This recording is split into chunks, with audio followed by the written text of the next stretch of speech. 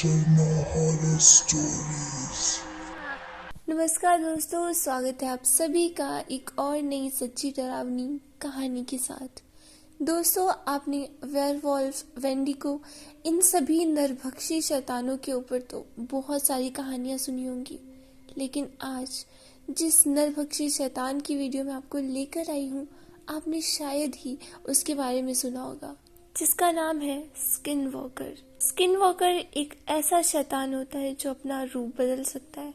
वो कभी भी, कहीं भी, किसी भी इंसान या जानवर का रूप ले सकता है। ज्यादातर लोगों का ये कहना है कि ये उन जीवों का रूप लेता है जिन्हें ये मार चुका होता है।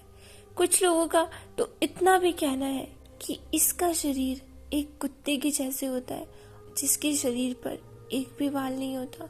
लेकिन ठहरिए, अब आप ये सोच रहे होंगे कि आपकी गली में, आपके आसपास ऐसे बहुत से कुत्ते घूमते हैं जिन्हें कोई ना कोई ऐसी बीमारी होती है जिसकी वजह से उनके बाल झड़ चुके होते हैं और उनकी सिर्फ स्किन दिखाई देती है और वो दिखने में बेहद ही दुबले पतले होते हैं। लेकिन चिंता मत कीजिए, वो कुत्ते असल में कुत्ते ही हैं। स्किन वॉकर ऐसे आसानी से कहीं आ जा नहीं सकता, स्पेशली दिन में। हमारी आज की कहानी है मैक्सिको की रहने वाली एक लड़की की, जिसका सामना असल में एक स्किन वॉकर के साथ हुआ था।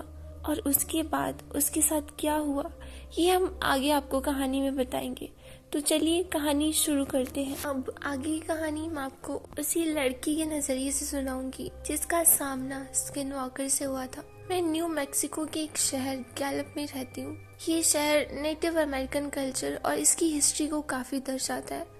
हमारे आसपास काफी सारे गांव और संरक्षित एरियाज हैं जिन पर लोगों द्वारा ये दावा किया जाता है कि ये सभी जगहें भूतिया यानी कि हॉन्टेड है। गाइस, अमेरिका में काफी ज्यादा संरक्षित जगह है। ये जगहें इसलिए संरक्षित है क्योंकि ये जगहें उन जनजातियों की है जो अमेरिका में मूल रूप से शुरू से रहती आई हैं। इन जगहों में रहने वाले लोगों को नवाजों आदि के नामों से जाना जाता है और ये लोग भूतिया ताकतों में काफी ज्यादा विश्वास रखते हैं। मेरे साथ भी ये घटना ठीक गैलप शहर की ईस्ट साइड यानी पूर्वी भाग में एक छोटी सी संरक्षित जगह पर हुई थी। मेरी एक दोस्त अपनी बहन से हर हफ्ते शहर के पूर्वी भाग में मिलने जाती है, जो एक कम किराए वाले अपार्टमेंट में रहती थी। उस मकान के पास एक एलिमेंट्री स्कूल है और जब मैं छोटी थी उस समय मैं उस स्कूल में पढ़ती थी। वो जब भी वहाँ रहती थी तब मैं उसी के साथ उसकी बहन के घर ही रहा करती थी। रातों में जब हमारे पास कुछ करने को नहीं होता था तब हम अपार्टमेंट्स के बाहर बने पार्क्स में घूमते थे। एक दिन जब हम वॉकिंग करते हुए इतना थक गए थे कि हमने चलना घूमना बंद कर दिया। ये बात सुबह 4 बजे की है। हम ज्यादातर सुबह लेट ही उठते थे और रातों में देर तक जागा करते थे, इसलिए उस समय हम पूरी तरह से जगे हुए थे। खैर, उसके बाद हम अपार्टमेंट्स के पीछे जाने लगे। ये वो इलाका था जहाँ पर कोई लाइट नहीं थी और काफी सारी झाड़ियाँ थी और ये एक मैदानी इलाका था जहाँ की जमीन पर कई सारे कुत्तों ने बहुत सारे गड्ढे बना रखे थे। जब हम चल रहे थे तब मैंने महसूस किया कि कोई तो है जो हमें घूर रहा है और हमारा पीछा कर रहा है। गाइस, मैं आपको बता दूं कि इस तरह की चीजों के प्रति मैं काफी ज्यादा सेंसिटिव हूँ और जब भी मुझे ऐसा लगता है कि कोई मेरा पीछा कर रहा है या मुझे घूर रहा है तब मैं हमेशा ही सही रहती हूँ।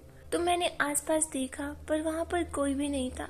जब मैं वापस आगे देखने के लिए मुड़ी तो मेरी दोस्त ने एकदम से मेरा हाथ पकड़ा और वो डरते हुए बोली, हे भगवान, वो क्या है? मैंने जब देखा तो मुझे कुछ भी नहीं दिखाई दिया। उस समय हवा थोड़ी तेज चल रही थी और हमारे सामने कुछ पेड़ थे, तो मैंने सोचा कि शायद पेड़ की पत्तियां हिल रही हैं। मैंने उससे कहा, डरो मत, ये बस हवा के कारण हो रहा है, इसलिए चलती रहो। लेकिन जब मैंने फिर से वहां देखा तो मैंने देखा कि कोई काली सी आकृति है जो उन पेड़ों के आसपास चल रही है। मैं रुकी और मैंने कहा, शायद ये कोई पिया हुआ आदमी है जो नशे में चल रहा है। मैं अपनी दोस्त को डराना नहीं चाहती थी, इसलिए मैंने शांत आवाज में उससे पूछा, क्या तुम वापस घर चलना चाहती हो? हालांकि मुझे ऐसा लग रहा था वो जो कोई भी उन पेड़ों के पास है वो सही नहीं है, पर उसने कहा, नहीं, हम लगभग स्टोर तक पहुंच ही गए हैं, इसलिए चलती रहो।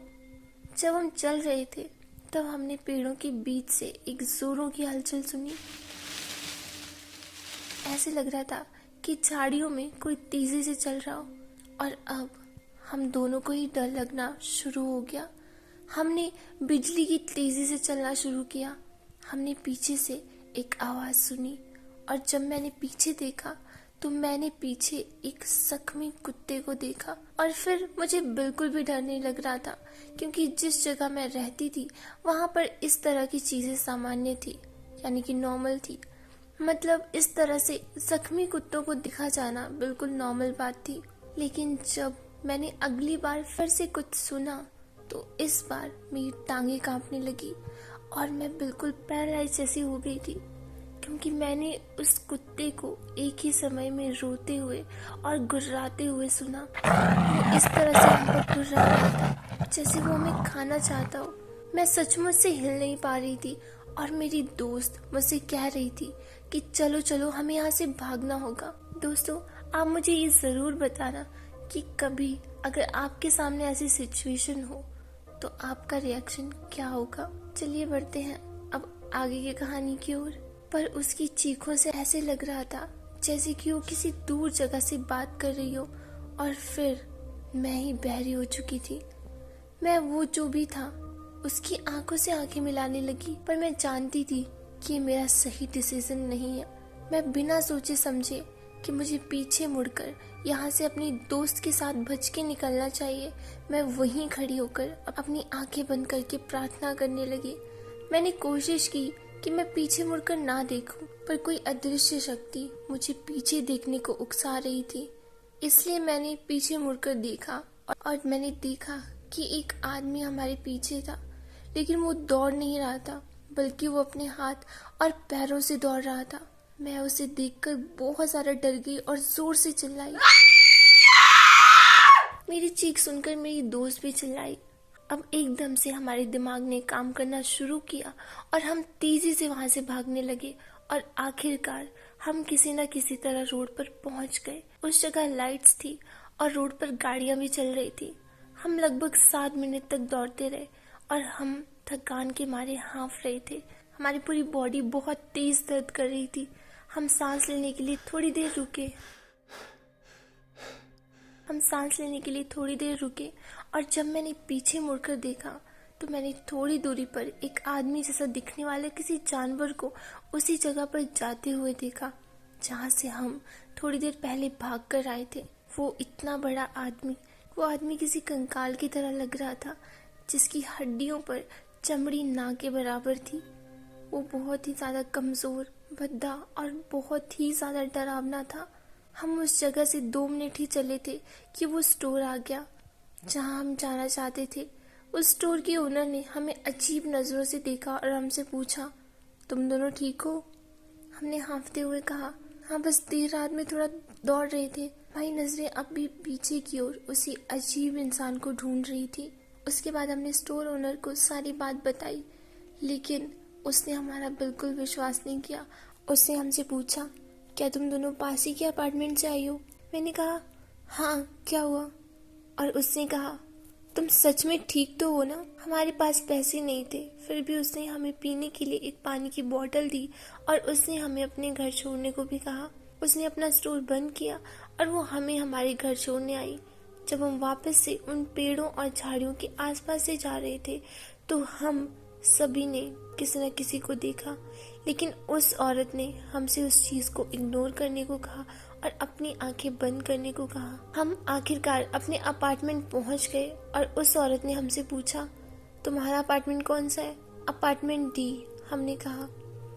जैसे ही हम कार से बाहर आने लगे वैसे ही उस औरत ने हमसे कहा, तुम लड़कियों को रात के इस समय घर से नहीं निकलना चाहिए और तुम्हें घर पे ही रहना चाहिए। अपने आप को सुरक्षित रखो, ठीक है? हमने अपना सर हिलाया और उसे गुड बाय और थैंक यू कहा। उस रात के बाद हम फिर कभी रात के 12 बजे के बाद अपार्टमेंट से बाहर नहीं गए। मैं उस रात को जब भी याद करती हूँ तो मैं डर के मारे काम जाती हूँ। मुझे नहीं पता कि वो जो हमारा उस दिन पीछा कर रहा था वो क्या था, पर जहाँ से मैं बिलोंग करती हूँ वहाँ इसे स्किन वॉकर के नाम से जाना जाता है। सो गाइस, ये थी हमारी आज की सच्ची डरावनी भूतिया कहानी, जिसमें एक लड़की का सामना हुआ एक स्किन वॉकर से। आई होप गाइस आपको ये कहानी पसंद आई होगी। अगर पसंद आई हो तो प्लीज़ इस वीडियो को लाइक करना, शेयर करना और ऐसी ही मज़ेदार भूतिया स्टोरी सुनने के लिए मेरे चैनल को ज़रूर सब्सक्राइब करना, जिसका नाम है तन्नू शर्मा हॉरर स्टोरीज। तो मिलते हैं अगली वीडियो में किसी ऐसी ही सच्ची डरावनी कहानी के साथ।